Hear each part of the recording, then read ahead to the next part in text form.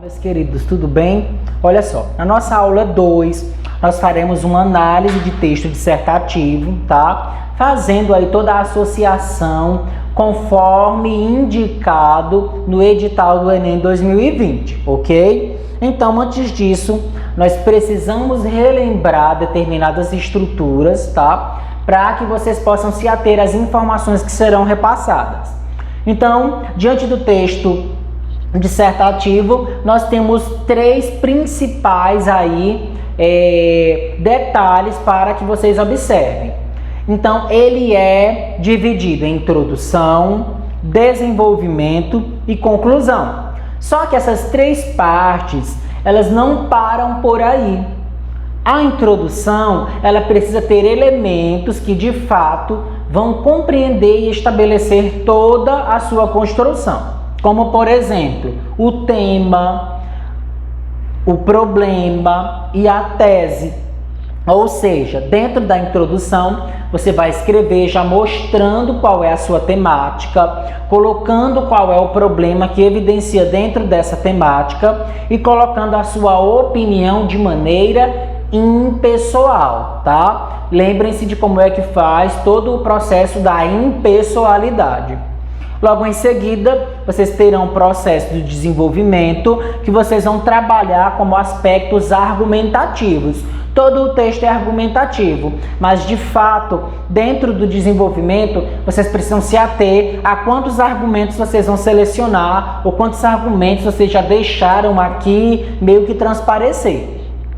São 2 argumentos, 2 parágrafos. São 3 argumentos, 3 parágrafos. E aí você vai colocar dentro do seu projeto aquilo que for conveniente para a sua construção textual. Professor, eu quero 2 parágrafos no desenvolvimento. Então coloquem 2 argumentos. Argumentos fortes e argumentos que vocês consigam fundamentá-lo da melhor maneira possível.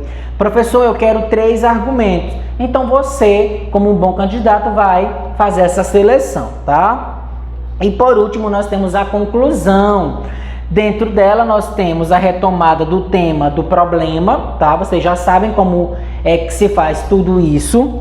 Nós temos a proposta de intervenção, que é o que você vai trazer para melhorar ou até acabar com esse problema. E nós temos a reafirmação da tese, ou seja, você vai reafirmar todo o seu posicionamento diante da proposta que foi colocada, tá? Diante disso, nós precisamos também relembrar dos critérios de correção.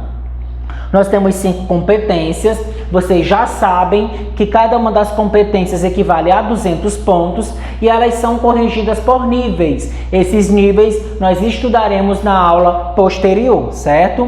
Então, na primeira diz demonstrar domínio da norma padrão, que no caso, domínio da variante culta utilizada, ou seja, norma padrão.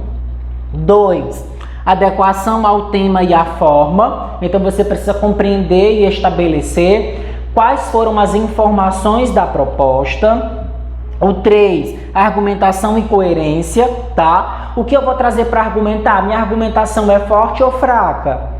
4, coesão, tá? Realmente fazendo essas retomadas aí com o parágrafo anterior, com termos anteriores, ideias. E o 5, proposta de resolução ou intervenção, como alguns costumam chamar, tá? Então, analisem todo esse quadro para que vocês de fato possam compreender toda a análise que nós faremos a partir de agora, tá? Essa redação aqui é uma redação de um aluno que tirou 1000 no Enem e toda vez que nós estivermos fazendo toda essa análise, vocês vão olhar para esse quadro aqui e vão conseguir compreender por que esse aluno tirou 1000, tá? Olha só. Ele começa da seguinte maneira: o período colonial do Brasil, ao longo dos séculos 16 e 19, foi marcado pela tentativa de converter os índios ao catolicismo, em função do pensamento português de soberania. Vamos parar por aqui. Ele já trouxe aqui para nós uma alusão histórica, já fazendo uma contextualização, tá? E logo em seguida ele mostra para nós do que ele vai trabalhar, qual é o tema. Ele fala converter os índios ao catolicismo. Então ele já coloca de maneira indireta que ele vai trabalhar com a religião, tá? Embora date de séculos atrás, a intolerância religiosa, ele já trouxe agora de maneira direta que ele vai trabalhar a intolerância religiosa no país, que no caso é o Brasil, em pleno século XXI, sugere as mesmas conotações de sua origem. Qual foi a origem? Converter os índios ao catolicismo, tá? Só que nós sabemos que não foi somente converter, foi uma imposição, tá? Imposições de dogmas, e violência. Então ele traz aí duas conotações e ele mostra quais são: imposições de dogmas e violência. Então ele trouxe dois argumentos fortíssimos já para elencar lá no desenvolvimento. Professor, mas aqui nós estamos na introdução. Isso mesmo, ele já escreveu na própria introdução do que ele vai tratar do desenvolvimento, tá? Depois, no entanto, olha a coesão aí, embora, no entanto, a lenta mudança de mentalidade social e o receio de denunciar dificultam a resolução dessa problemática. Ele está se referindo à intolerância religiosa. Então aqui ele já está trabalhando a questão da expansão lexical, trabalhando outro termo, um sinônimo, para não fazer essa repetição. Certo? O que configura um grave problema social. Então ele já mostra para nós que isso é um problema social. Por que é um problema social? Ele justifica aqui lenta mudança de mentalidade social e o receio de denunciar. Então, ao mesmo tempo que ele traz, ele comprova, isso é muito importante. E de fato, ele encerra com chave de ouro a sua introdução, tá? Olha só o que ele traz no primeiro parágrafo de desenvolvimento e segundo parágrafo da redação. Nesse contexto, ele está fazendo uma amarração com o primeiro parágrafo, que no caso é de introdução. Ele traz aí uma coesão nesse contexto, ou seja, diante de tudo que foi escrito no parágrafo anterior, é importante salientar que, segundo Sócrates, vamos dar uma parada aqui. Segunda contextualização. Qual foi a primeira? Ele trouxe como alusão o período colonial, alusão histórica. Agora ele traz uma alusão filosófica, tá? Com Sócrates. Os erros são consequência da ignorância humana. Logo, é válido analisar que o desconhecimento acerca de crenças diferentes influi decisivamente em comportamentos inadequados contra pessoas que seguem linhas de pensamento opostas. À vista disso, olha a coesão. É interessante que, em algumas religiões, o contato com perspectivas de outras crenças não é permitido. Ainda assim, conhecer a lei é fundamental para compreender o direito à liberdade de dogmas, portanto, para respeitar visões díspares. Olha só o que acontece, ele está falando aqui sobre o direito à liberdade de dogmas, conforme ele mostra lá no parágrafo de introdução, que é o primeiro parágrafo da redação, tá? Então, nesse primeiro parágrafo de desenvolvimento, ele já está escrevendo a respeito aqui da violência, ele já começou a falar sobre os dogmas e realmente vocês percebem que ele faz toda uma ligação com o primeiro parágrafo. E o candidato continua, olha só, no terceiro parágrafo da redação e no segundo parágrafo de desenvolvimento, além disso, ou seja, além de tudo isso que ele falou aqui, é cabível enfatizar que, de acordo com Paulo Freire, olha o quanto esse candidato foi esperto. já está trazendo a terceira contextualização. A primeira foi uma alusão histórica, a segunda foi uma alusão filosófica e a terceira também, vamos de certa forma dizer que é uma alusão filosófica, tá? É um estudioso, Paulo Freire, e de fato ele traz 3 contextualizações. Em seu livro Pedagogia do Oprimido, é necessário buscar uma cultura de paz. Ele coloca até entre aspas, ó. A intolerância religiosa não gera paz, por isso ele coloca entre aspas aqui.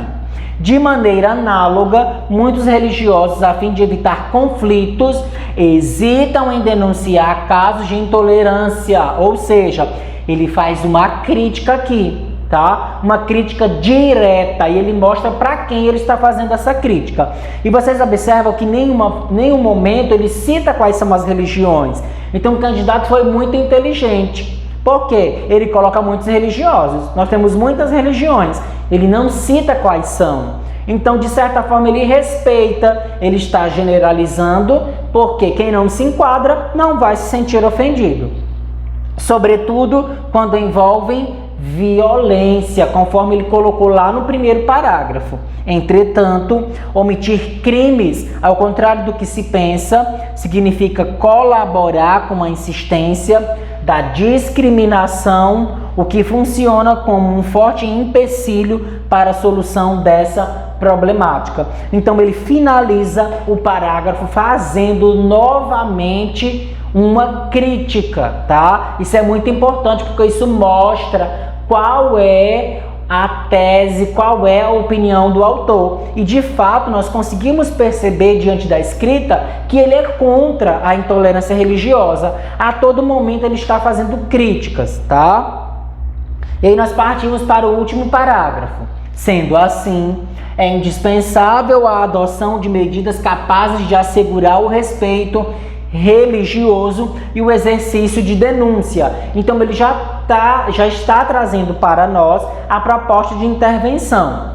Posto isso, cabe ao Ministério da Educação, em parceria com o Ministério da Justiça, implementar aos livros didáticos de história um plano de aula que relacione a aculturação dos índios com a intolerância, que de fato já acontece desde aquele período. A intolerância religiosa contemporânea. Então ele faz toda uma passagem histórica. Ele foi lá dos índios, ele veio dos índios até o contemporâneo, tá? Com o fito de despertar o senso crítico nos alunos.